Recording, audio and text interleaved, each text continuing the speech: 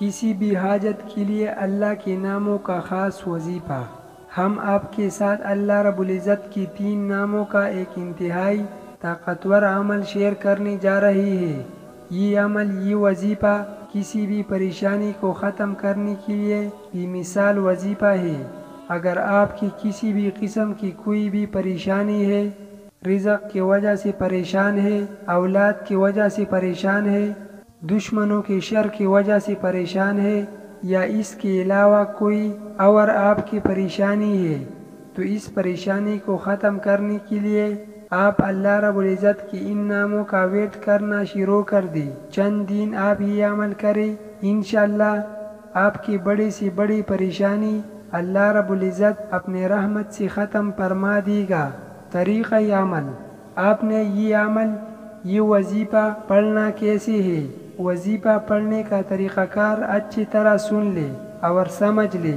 جیسا کہ میں پہلے بتا چکا، یہ عمل، یہ وظیفہ اللہ رب العزت کی 3 ناموں کا وظیفہ ہے، جن میں ایک اللہ تعالیٰ کا ذاتی نام ہے اور 2 اللہ رب العزت کی صفاتی نام ہے۔ لیکن اس عمل کو آپ یا تو نماز فجر کے بعد پڑھیں یا پھر رات کو سونے سے پہلے کسی بھی وقت پڑھ سکتے ہیں۔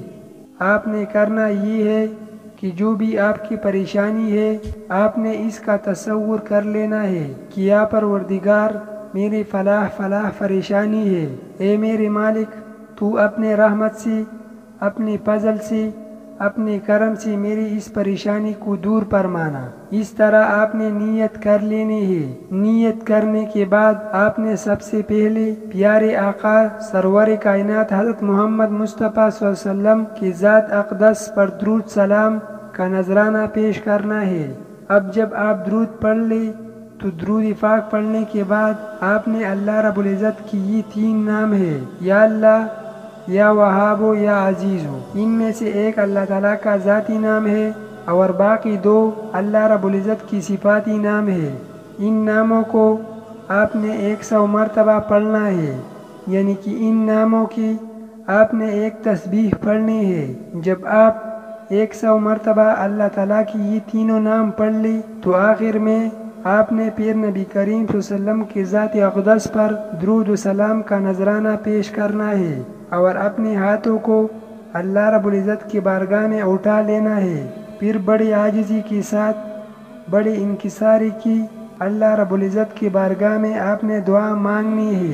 چند دن آپ یہ عمل کریں، انشاءاللہ آپ کی بڑی سے بڑی پریشانی کو اللہ رب العزت اپنے رحمت سے ختم فرما دے گا۔